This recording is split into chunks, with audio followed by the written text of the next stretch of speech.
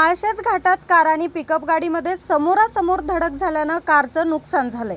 Pickup गाडी पलटली असून चालक किरकोळ जखमी झाल्याची घटना घडली आहे। माळशेज घाटातील एका वळणावर कल्याणवरून भाजीपाला तरकारी घेऊन जाणारी पिकअप गाडी आळेफाटा येथून कल्याणकडे जाणारी कार यांच्यामध्ये समोरासमोर जोरदार धडक होऊन कारचा अपघात झालाय।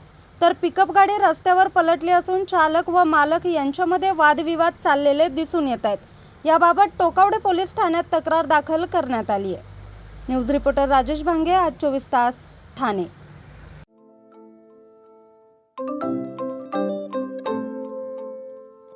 नवनवीन आणि ताज्या घडामोडींसाठी आज 24 तास सबस्क्राईब करा। त्याचबरोबर बेल आयकॉनवर क्लिक करा आणि मिळवा आमच्या बातम्यांच्या नोटिफिकेशन्स। तसेच आज 24 तासची प्रत्येक बातमी आपल्याला कशी वाटली हे कळवा, लाईक करून, कमेंट करून आणि आमच्या बातम्या शेअर सुद्धा करा।